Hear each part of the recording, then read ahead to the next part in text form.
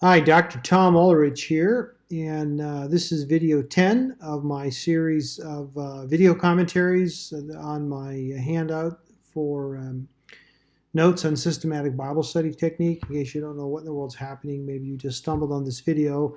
The long and the short of it is I wrote this handout. I've kind of written it over the last, well, I started writing in 1984 and I keep revising it. Anyway, it's kind of a handout to help teach you how to study the Bible for yourself. And if you don't have a copy of it, you can get that free of charge at tomulrichconsulting.com/church, as well as it's got all the links to these videos. At any rate, we are in Appendix C, and the topic is translations of the Bible. So, and the question is sort of like, well, what translation do I use, and what's up with translations, and all those sort of things. So the first thing is, every now and then I'll run into somebody who will say something like, "Well, I don't study the Bible because there's so many translations. I don't know which one to use." Which is really, I've actually heard that a number of times. It's a really silly thing to say. Why in the world would you only want to use one, especially if you don't read Greek and Hebrew? I mean, the more the merrier. Bring them all on. Get everyone you can find out. If four of them kind of say one thing and there's one odd man that says totally the opposite, well, let's take a vote, particularly if it's something like, the odd man out is translated by a particular group or individual that have kind of an unusual view of this or that. And, coincidentally, their translation of the Bible, supports their strange view. So, anyway, the idea that you need one is just flat ridiculous. Anyway, use them all, and I'll show you in a second. Actually, I think in the detail study, I show you how I actually put together in Microsoft Word. I typically have 4 that I put together for whatever I'm studying. By the way, if you're going to do any serious memory work, which is a very good idea, I recommend, though, you pick one version and always memorize just in that one version. What happens, you start to memorize a lot and you sort of pick up the nuances. You kind of know, like I memorized in NIV, and I kind of know how they say things, and it's easier to standardize. Fun thing about NIV, there's actually like 3 different versions. When they first put out the New Testament, like in 1970, I don't know, 78 or something, it was one, and then they put out the whole Bible like in 84, and that's the New Testament. They revised it a little bit, and if you do memory, and if you're memorizing word for word, you notice these things. And pretty recently they revised it again, so there's actually multiple versions. So sometimes you hear people say NIV 84, refer to the year it came out. At any rate, so probably a really good idea, it comes from Fee and Stewart, is to think about translations on a spectrum, where on the one end is transliteration, on the other end is paraphrase. And the idea of a transliteration is you sort of substitute word for word. Take a Greek word, look up the English word, boom, you've transliterated. On the other end, you paraphrase, and you just kind of go, well, the gist of it is this. And kind of in the middle is what's called dynamic equivalent, and the idea there is you go thought for thought rather than word for word.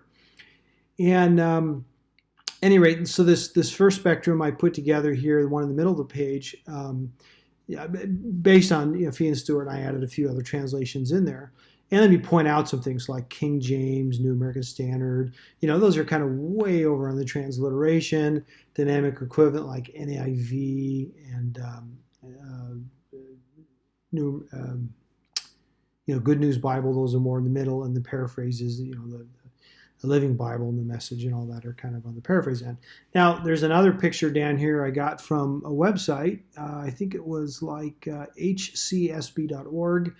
They had a nice picture here, and they also have another twist, which is the interlinear. And the idea of an interlinear is you put the Greek text, you just, as it is in Greek, and then right below it, you put the transliterated word. So if the word means love, you just put the English word love right below it. And so that takes the transliteration really to an extreme.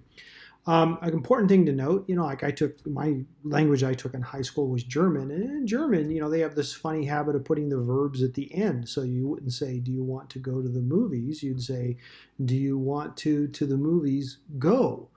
Well, to a German, that makes all kinds of sense. To, someone who's not German is like, what are you doing putting the verb in the back? It's awkward. And that highlights the issue. It's really not that you can say a transliteration is better. I mean, if you just go word for word, it's crazy.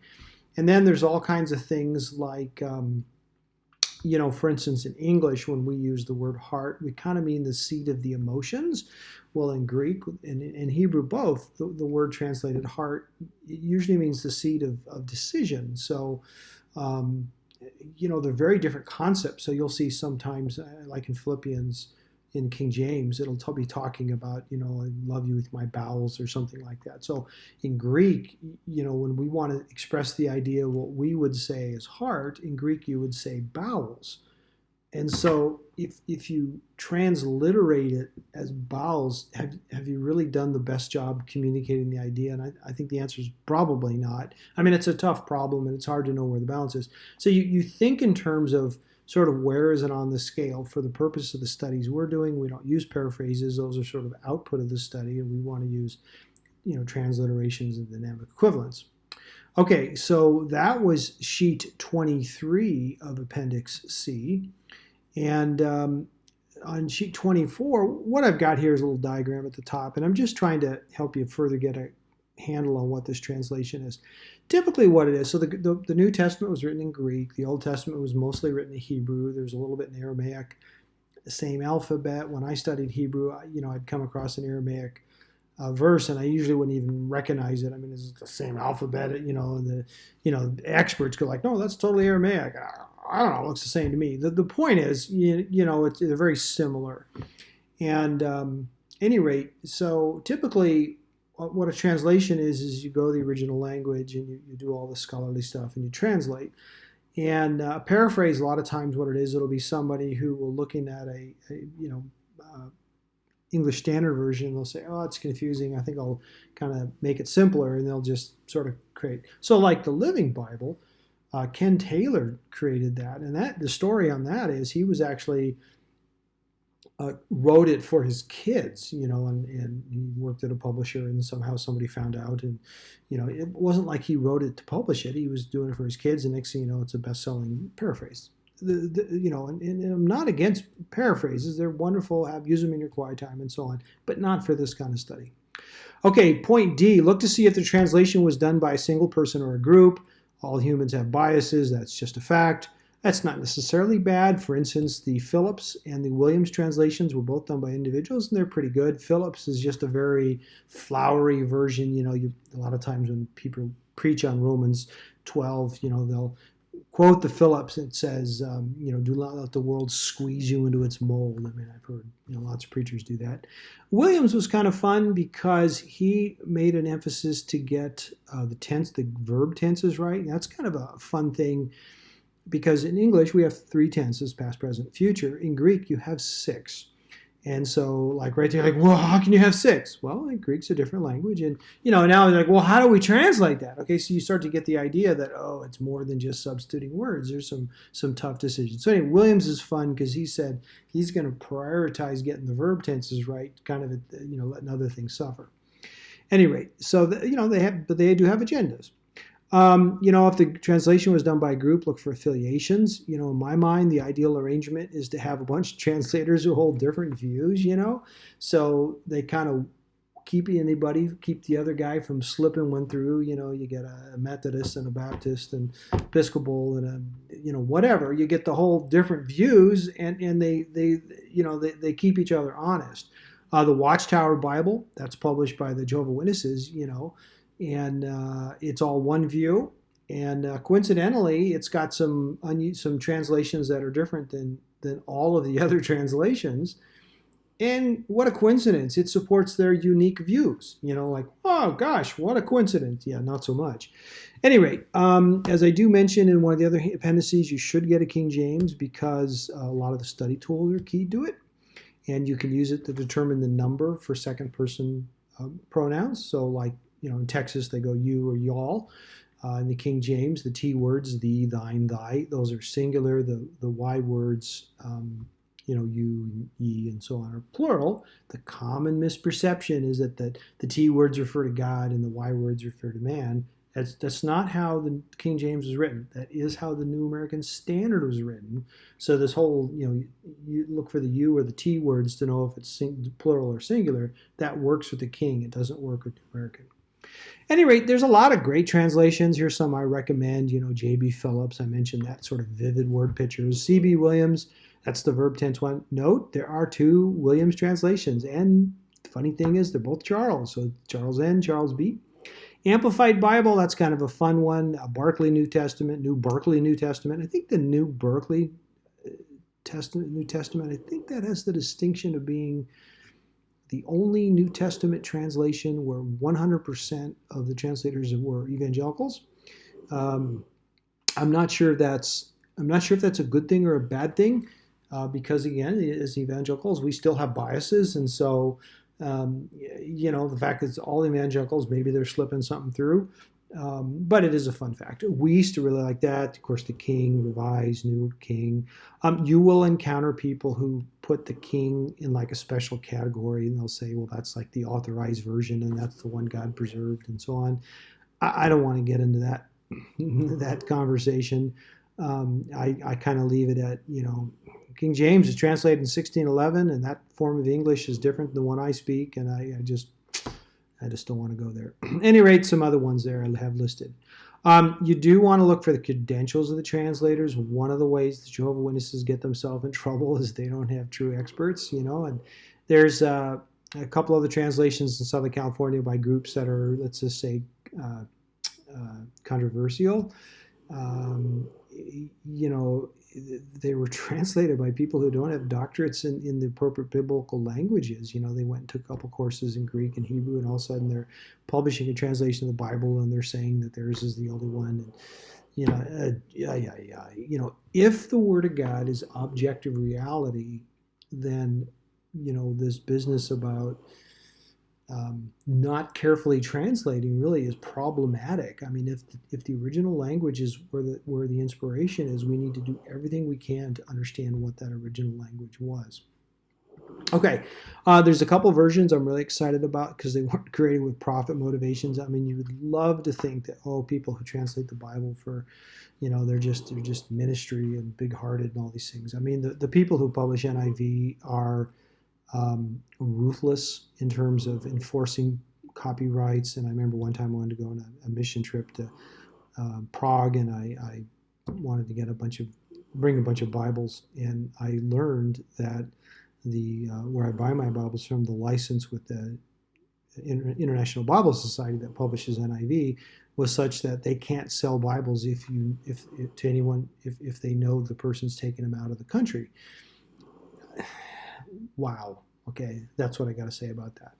At any rate, King James 2000, a retired seminary professor, said, hey, let me give a copy of this King James, and let's do just search and replace of 30 keywords, so the word abideth became the word abide, and so on. And it actually became, by substituting 30 words, it actually became, not just 30 words, 30 unique words, each of which, the 30 most common words. At any rate, pretty readable, and from the Bible, you can get the whole Old Testament, New Testament for $2.50. Net Bible's another one. They went to the faculty of Dallas Seminary, got those guys together to translate, and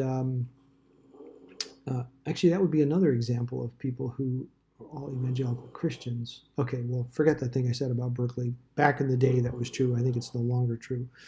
At any rate, but it has lots of study notes. It's free online, and they just don't have the profit motivation. Hey, let me circle back to the topic of paraphrases. Now, I keep saying we don't use paraphrases in the study because one of the techniques we use to understand is we create paraphrases. The paraphrase is an output, not an input. That's not to say I don't like paraphrases. I like paraphrases. They're great. And there's one I want to talk about. I want to say a word about The Message. It's fantastic. I'm all in on The Message. The main contribution is it captures sort of the down-to-earth tone of the original languages. The Greek of the New Testament and the Hebrew of the Old Testament, they weren't highfalutin. It wasn't like it was, some classical Greek thing that was all, and The Message does a real nice job of doing that. And what happened was, oh, I don't know, 20 years ago, whenever the thing came out, I remember there was all this controversy, and people were up in arm on the radio, and they're like, oh, they've spoiled the Bible, and they're attacking the author Eugene Peterson, and it was really disappointing to see. And if you meet guys like that, who are attacking the message, I would ask them two questions. First of all, at which school did you study New Testament Greek? And second of all, what school did you study Old Testament Hebrew? Because what I've found is people who have actually taken time to study Greek and Hebrew generally are pretty positive on the message. They're like, oh yeah, that's a pretty impressive job.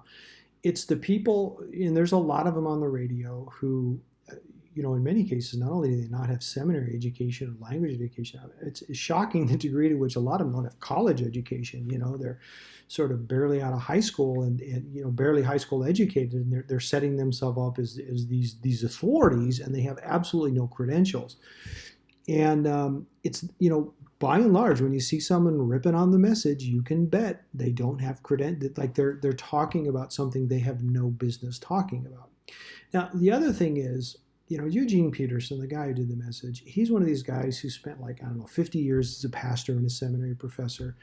And he has impacted thousands of students who went on to become pastors. And, very few Christians ever will have the breadth of impact on the Christian community and the history of the Christian church as Eugene Peterson. I mean, he's got dozens of books that are just so deep and profound. And